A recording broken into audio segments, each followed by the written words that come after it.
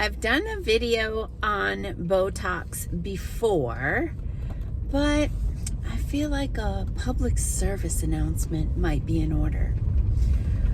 Hey, I'm Dr. Patty Barch. I'm a traditional naturopath, founder and owner of Naturally Unbridled Wellness and naturallyunbridled.com, where we focus on wellness solutions, not disease management. This is Down the Ridge with Dr. Patty. This is not medical advice. It's for entertainment purposes only. Nothing I say is true. Don't listen to me. Nice sunny morning, finally. Again, we've had some dreary weather, but of course it's that time of year. The sun will be shining through the back window till I go around the bend, and then it won't be quite so bad. Anyway, last night, so you can probably tell I'm recovering from a cold. To my detriment, the night that I really needed to get some good restorative healing sleep was the same night my poor dog had tummy troubles and was up every 2 hours needing to go outside. And so I didn't get the restful sleep I need, so it's just taking me an extra day, I think, to get over this virus. Anyway, because I've been kind of feeling tired and healing, I was watching a little extra Netflix and scrolling YouTube a little bit more than normal. And the other day I saw, it might have been on YouTube, some video clip of Jennifer Aniston, and I was like, oh dude, too much work, like your face isn't moving. And then last night I left work a little early, just try to give myself a little extra time to rest. And my husband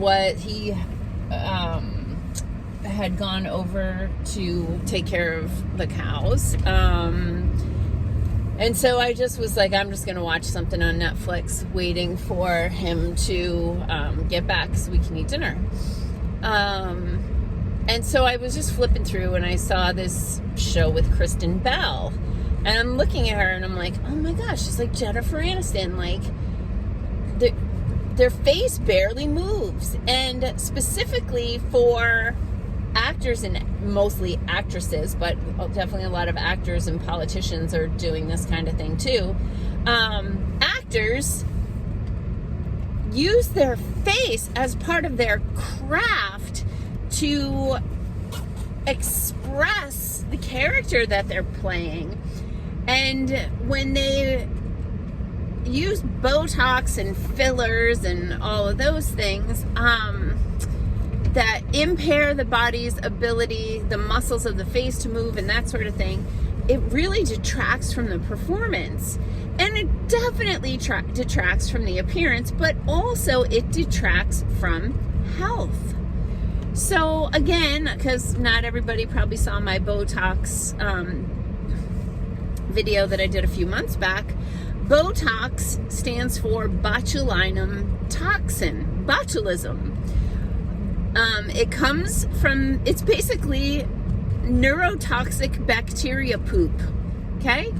There's a microorganism bacteria called Clostridium botulinum, and the Clostridium group of bacteria poop out toxins.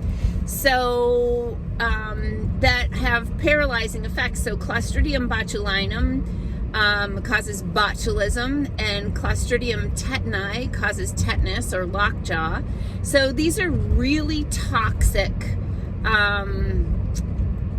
compounds, and like the injection that people get for tetanus is actually an antitoxin. So, so what people are doing are they're having neurotoxic, meaning toxic to the nerves, paralytic, meaning paralyzes, bacteria poop. Oh, hello, turkeys. I can't mess with the phone, but those are some nice turkeys. Turkeys distracted me. Oh, so neurotoxic paralytic bacteria poop injected into muscles to paralyze the muscles so that they can't contract, so that you don't have a, God forbid, wrinkle. Now, we have a messed up society, like on so many levels, where we really put too much stock in beauty and what perceived beauty is, because a lot of these women that have had a lot of work done, they do not look beautiful to me. And I imagine to a lot of people, they look fake, they look synthetic, they look masked. And I am letting you know that way back when I was about to turn 30, I was blonde, and I don't know, something, made me decide I'm gonna color my hair red. And for like 10 years or so, maybe more, 15, I colored my hair red, and it was just because I wanted red hair, not because I was going gray or anything. But what happened underneath the hair dye is I started going gray, and I had transitioned to organic color, so I wasn't using as toxic of hair products on my hair, but it was very expensive and time consuming, and I just was like, I don't like going to the hairdresser. I know a lot of people like that. I hate it. I just am in and out as fast as possible. Like, I'm in and out of the hairdresser in 15 minutes. I hate it. But I know a lot of people like it, but I am always sitting there like, I have so much other stuff I'd rather be doing.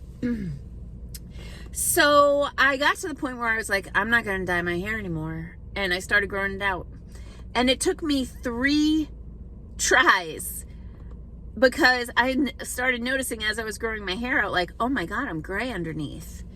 And so by the 3rd time, I was like, I'm all in. It is what it is. I'm going to just deal with it. And then I realized I had this cool stripe. So that's like fun. And people ask me like, who does your stripe? I'm like, my head does it.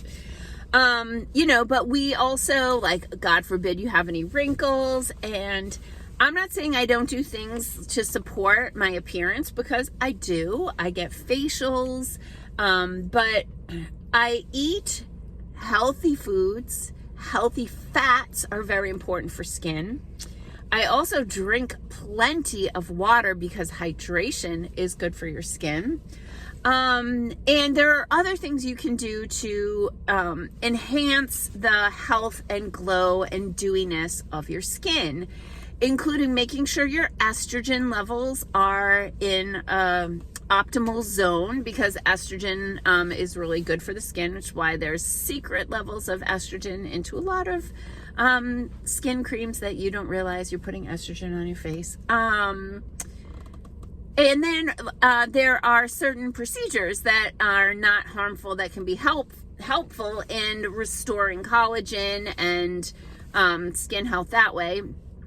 LED light therapy, certain laser therapy will enhance collagen production. In my office, we have LED light that has red, blue, green, and yellow, which help with different wavelengths. So the different frequencies help with different components of the skin. So some help with like brown spots or rosacea, and then with regeneration, that sort of thing. So there are definitely natural things you can do.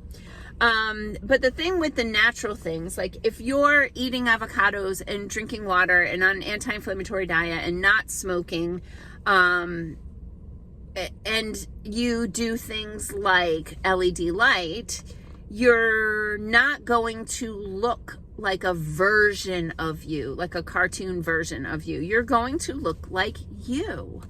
But if you drink water, eat healthy fats, and get work done, you're going to look like a mock-up of you. And someone did comment on my post, because that's what inspired my post last night, where I said something like, Like, just stop with the Botox already. Y'all look like droids.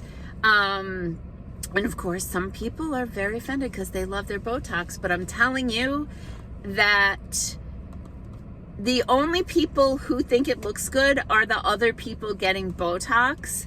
That most people are like, ooh, what's wrong with her face?